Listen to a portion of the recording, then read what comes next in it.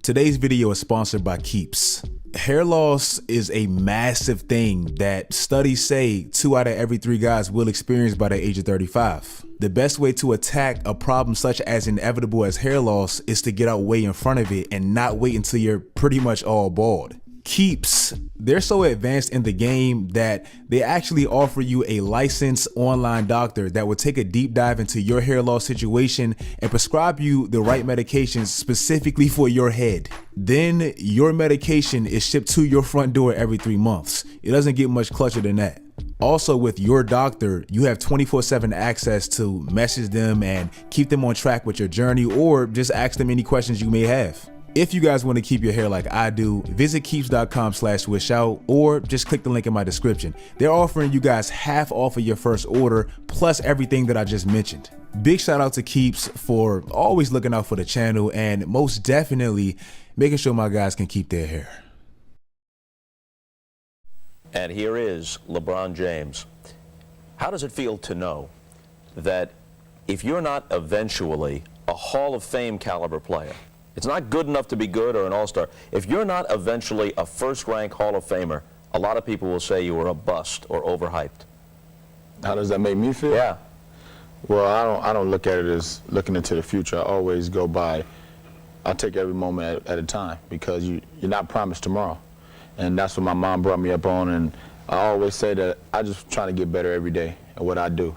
Your mom raised you pretty much by herself. There was a man named Eddie Jackson in your life that you've called your surrogate father, but your mom was a teenage mother, unmarried. What's the first thing you want to do for your mom now that the money is coming in? I told her I was going to buy her a house with some grass. I think that's going to be the first thing I do for her, a house with some grass and whatever she needs. You know, everything that she needs, I'll be there to give it to her. LeBron James, to me, all things considered, is the greatest athlete of all time. I'm talking about expectations, comparisons, scrutiny, impact, production, and most importantly, longevity. When you bundle all those things together, to me, he's unmatched. I do think Michael Jordan had the greatest NBA career of all time, but when I add context, LeBron's is just more impressive for me. Getting drafted directly after high school, coming from a single parent household, being from an inner city, having the highest expectations in NBA history and somehow exceeding them, I still don't feel like it gets the proper credit it deserves, and it probably won't until he hangs him up.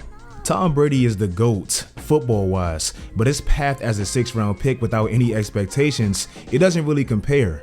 Michael Jordan played in the era without social media and without the ridiculous amount of access to information that we have now, and he still took 2 breaks. LeBron had the misfortune of playing in the information age and probably having the most unfair expectations of any athlete in any sport ever, especially as an 18-year-old. Those same unfair narratives and those same unfair expectations will now unfortunately be directly passed to his son, LeBron James Jr., aka Bronny James. Now, I didn't want to touch on this subject too soon, mainly because I feel like I'm only adding to the problem, but trust me, my small platform won't even compare for what's in store for Bronny James's basketball future. Bronny is a high school junior at Sierra Canyon, and right now he's about the 34th ranked player in his class. Not your typical ranking for a future first-round prospect, but it's definitely not anything to scoff at. Some scouts, they love him and they think he has basketball brilliance with a very high IQ, a pass-first style a la his dad, and really his ability to prioritize team success over his own individually, very similar to LeBron. LeBron came out recently and said a goal of his is to actually play a season with his son, something that we've seen before in sports, most notably with Ken Griffey Jr. and Sr., but we've never seen that in basketball. The difference in that situation, in contrast to LeBron and Bronny's, is Ken Griffey Jr. actually had the height for his game, more so like LeBron did. ESPN even called him the closest thing to a guaranteed star that the draft had ever seen. So he was actually more like LeBron, and Bronny would be more like if Ken Griffey Jr. followed by having Ken Griffey III following after him.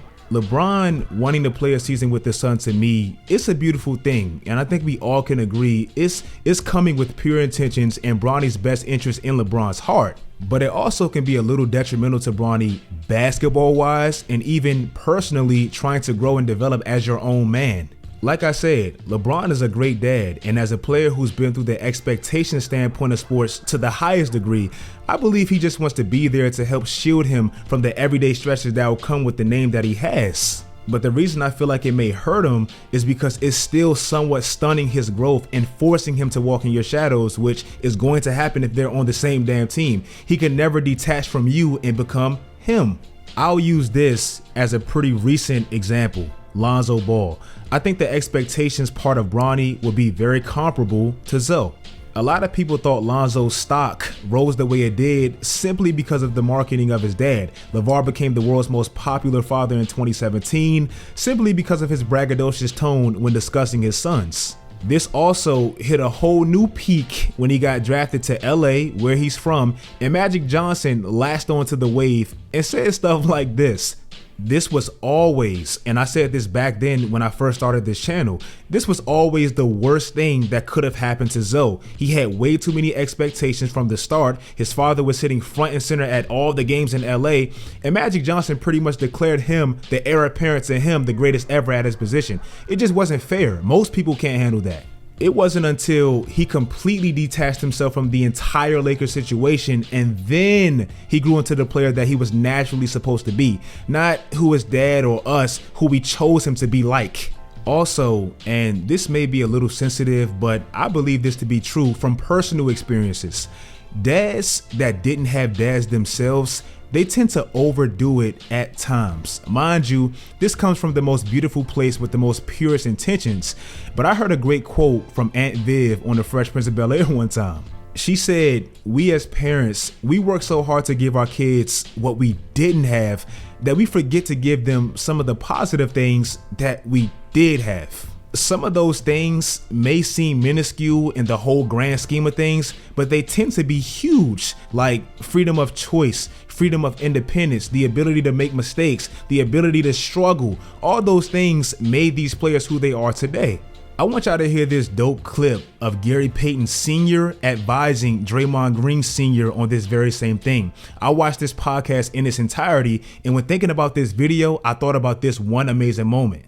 But as a father myself of Draymond Green Jr., obviously I have two daughters. You know, what I struggle with daily is what's too much and what's not enough. You know, like, I know for me, my goal it always has been, I don't want my kids to live the same life that I lived growing up. But in saying that, I am who I am because of the life that I lived. Our son is going to be rebellious against us. And I'm telling you right now, your son is going to be rebellious against you because he's named after you. And once he goes to school, people are going to be like, oh, you're not your dad. You can't be like your dad. And they're going to tease him. But I say this, don't give him too much. Gary II is a good example.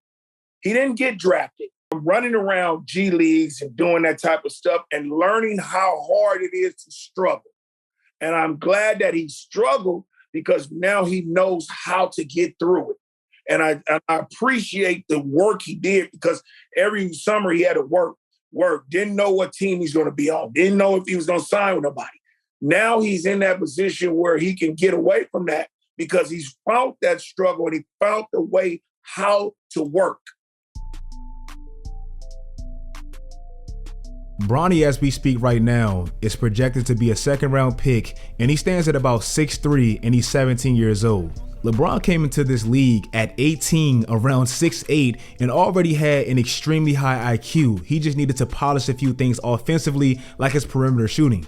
Already having the size and being so freakishly athletic paired with his IQ, it pretty much granted him the time to grow into some of the more detailed parts of his game in due time.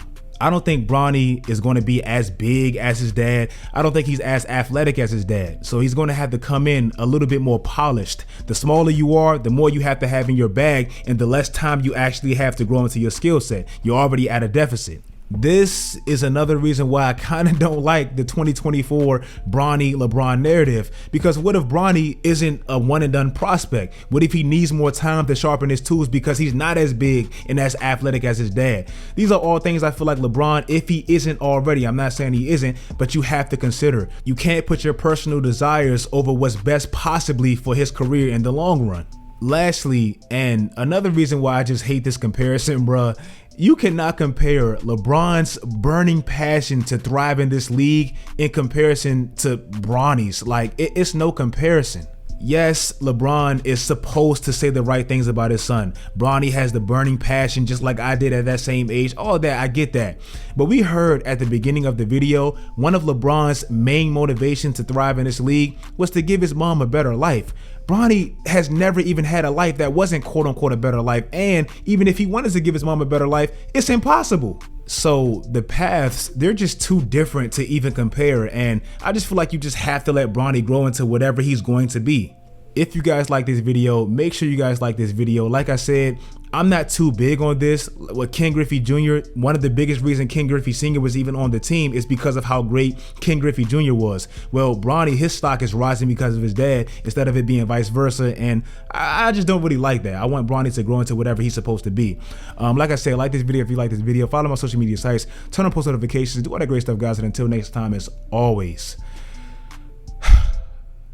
stay tuned.